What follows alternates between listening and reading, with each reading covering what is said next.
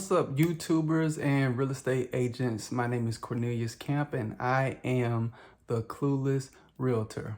Before you go any further, I need you to give this video a thumbs up. I need you to subscribe to the channel, and then I need you to click the notification bell below so that you can be notified of our new videos. All our videos are surrounded by the wonderful world of real estate and how you, as a new real estate agent or as a real estate agent in general, can succeed.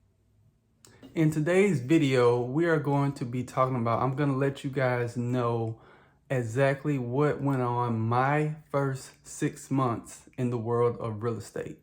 Yes, my first 6 months as a real estate agent. I'm going to tell you exactly what I did. And then at the end, I have a little bonus for you. You may like it, you may not like it, but I'm going to share it with you because that's what this channel is all about. It's all about being transparent. And I'm going to share my success with you. And then I'm also going to share my mistakes with you. Okay. So again, this video is about my first 6 months in real estate. All right, so like I mentioned, today's video is about my first 6 months as a new real estate agent. And one of the first things that I did was I opened up a social media account on every single platform. And back when I got my real estate license, it was only Facebook, Instagram. I already had an account on LinkedIn, Facebook, Instagram, and Twitter. Okay, so I opened up accounts on all of those, and it took me long to open those accounts because before I got my real estate license, I did not like social media. I was never on it. I just didn't see the point of it. And then once I got into real estate, my wife, who is a social media guru, said that I needed to open up accounts on all the social media platforms. And so she did that for me. And, I continually learn how to do it. I'm a little bit more active, but I'm probably not as active as I should be. So that's what I did. I opened up social media accounts on every platform. And then I just went and posted. I posted things like, how was the market? How was the real estate market in the neighborhood that I lived in? How was it in Chicago? I posted community events of what was going on so that people can see what's going on in the community. Events that may attract other people. So, if someone is looking for a house and they say, oh, this community has this event for the 4th of July, or this event, oh, look what they do for the kids at Halloween. They have little trick-or-treating and Halloween fairs and stuff like that. So I would post things like that. I mean, you can't post anything like as far as closings, or you can't post anything like as reviews and things like that because you're a new agent.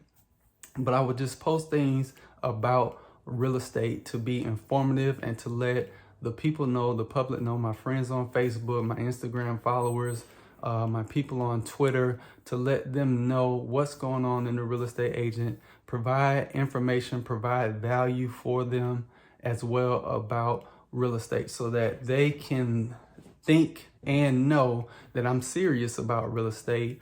And then they perhaps might trust me to say, hey, you know what, let's give this guy a chance. He seems to be very knowledgeable. Let's give him a call. We're interested in buying a home or even renting, because that's really one of the things that I kind of started out with. That was like one mistake that I made. I'll talk about it later. But I started out with a lot of rentals as well. So yeah, that helped me out a lot. So just post it on social media, and then take one post that you write about. Let's say you write about the real estate market during the month of, we're in month October. Let's say you talk about the real estate market in the month of October in Roscoe Village. That's a neighborhood here in Chicago. And you take that post, you post it on Facebook, all of your accounts, your personal account. If you guys are a member of a group and the group allows you to do that, post it on that group, post it on your business account, and then do the same on LinkedIn, do the same on Instagram, do the same on Twitter. And then also, if you have a Pinterest account, you can actually post a pin about the post that you have there. So yeah, make a post and just, post once a week, twice a week if you can. Okay. Try not to go no less than once a week, but 1, 2, 3 times a week. Continue to post, continue to talk about real estate, ask real estate questions, provide information. What should buyers be doing before they start looking for a home? What should sellers be doing before they list a home? What's going to help them list their home for the proper amount of value? Just provide value for the buyers, provide value for the listing, the sellers, and you'll have a good start with your social media account. You want to do social media marketing. That's what that's called. Okay. Use social media for more than just being social with random people and talking about random things. That comes later on in your career. But for right now, you're going to use it for business. You want to use it to make connections. You want to use it to let people know that you are a new agent and that you are the agent in the neighborhood, on the block, and they need to do business with you. All right, so the next thing that I did was I started sending out emails. Okay, I had already, because of LinkedIn and because of my career as a school counselor, I had already had, I don't know an exact number, but it was quite a few emails. Okay, so that helped me out. So I started sending out emails. The company that I worked for had a nice little system that they had set up where I could batch all of my email addresses into one, and then I could send out information to people who might not be on Facebook. Not everybody loves Facebook. I mean, I just told you that I didn't do Facebook until I got my real estate license. So people might not do Facebook or social media in general, but everyone does emails. Okay, that's email marketing. Okay, that's what that is called, email marketing. And then you just basically type up a post, type up an email, make sure it's catchy, make sure it's the grammar's correct and everything. And again, just provide value about what it is that you're talking about. Okay, email marketing, I did not realize this, and in fact, I didn't even know it was called email marketing when I started doing it, but I did not realize the power of email marketing. You can reach so many people. I think like on Facebook, the most you can have friends is like 5,000 or something like that. I know real estate agents who have emails that are in like the 60,000, like the 100,000, like it's crazy ridiculous. And so just think about when you have a listing, okay, and you're trying to sell a home or you're trying to attract a buyer and you send out an email, that's 600,000 people that could potentially see that email if that's, the amount that you have. Let's just go and say 100,000, okay? 600,000 a lot. But let's just say 100,000 people, you send out an email saying that, hey, I have this property, it's 2-bedroom, 2-bath condo on sale in a high-rise building. You put that in your email, or you say that I'm doing an open house at this single-family home, Saturday and Sunday, 11 to 1. Stop by. I have treats. You're absolutely going to love this house. You put that in your email and you send that out. That's 100,000 people that's going to see that email. All of them are not going to click on it. Okay, just go ahead and understand that all of them are not going to click on it. But if you have 100,000 people, right, and let's just say 10% of 100,000 people click on that, okay, what is that? 10,000, I think, something like that. 10,000. All right, 10,000 people are going to click on it. That's still a lot of people that you're getting information to. That's able, that can read and see your listing or see your open house or see your information that you're providing for them, and to let them know that, hey, I'm in real estate. This is my knowledge. This is what's going on in the market. This is a great time for you to buy. This is a great time for you to sell. Okay, so that's what you want to do. Gather all your emails and then continue getting emails. And I'll tell you with my next one of how you can get more and more emails. But you want to, as long as you're a real estate agent, when you meet somebody, you get their email. Okay, plain and simple.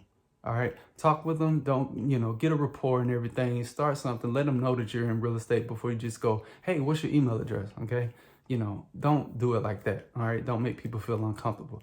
But if you can, if you feel like the time is right, go and grab that email and add them to your list and continue with the email marketing. Email marketing is so, so powerful, and you guys should do it, and you should continue to do it.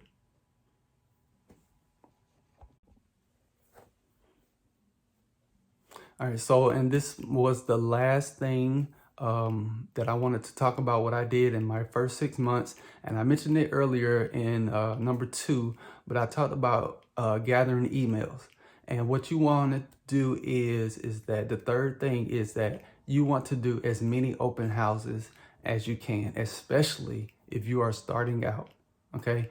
Open house every single weekend. Some people do it Saturday and Sunday. It just really depends on you, and it actually depends on your seller, okay? So they might not want to be away from their home Saturday and Sunday, okay? They might want to stay at home from Sunday, so you only have to do it on Saturday.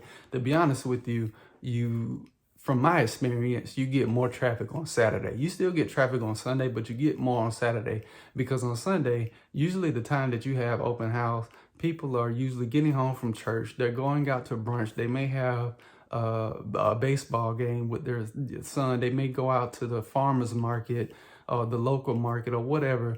A lot of people, they tend to do things on, or have things scheduled on Sunday. Saturday is the day that just kind of chill, and they're out walking. They're out walking the dogs. They're taking their kids, and they may stop into your open house. Okay, but regardless if it's 1 day or 2 day, every single weekend, you should be doing an open house. And what's beneficial about an open house for you is not only that you are showcasing the listing, the house that's actually on the market. That's not the whole point in open house. An open house, the point is to grab the emails of the visitors, okay? Like I just talked about, email marketing. Okay, you want to, any person that comes through that door, you have a sign-in sheet, you get their name, you get their number if they're willing to give it to you, you get their email address. Okay, do it on, type it in.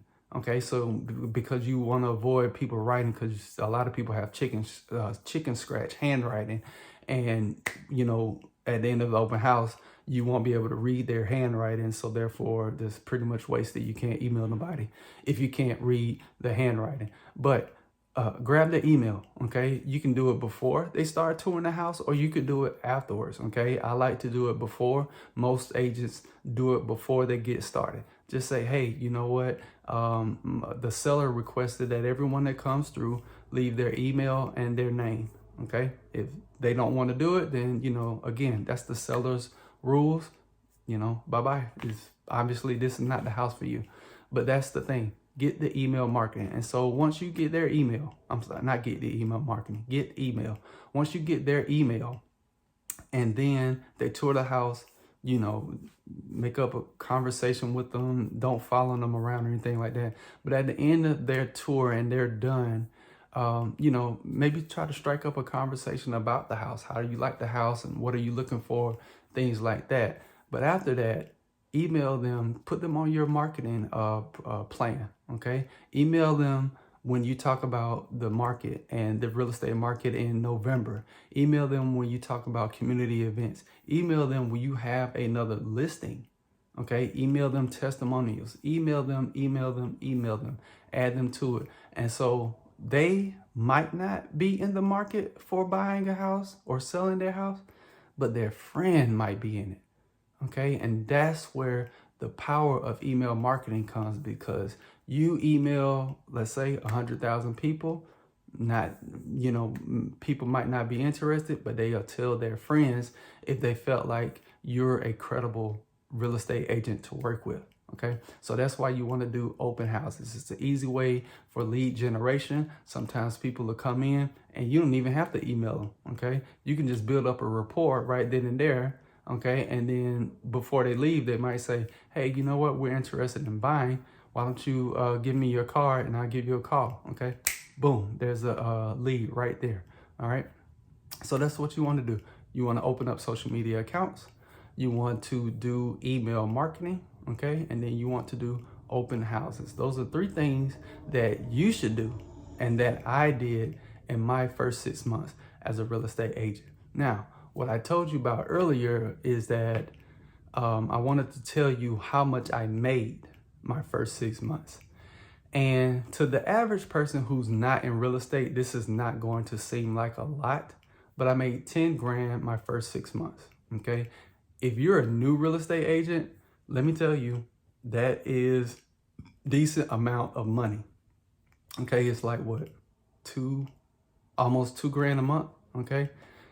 That's not good, okay? You can barely pay your bills. Most people can barely pay their bills. Most people can barely feed themselves, but it's a trickle effect. It's the beginning of a snowball effect, okay? You make that first 10 grand in your 6 months, all right? You don't feel defeated, okay? You don't feel like, man, this real estate thing is hard. I'm never gonna make it.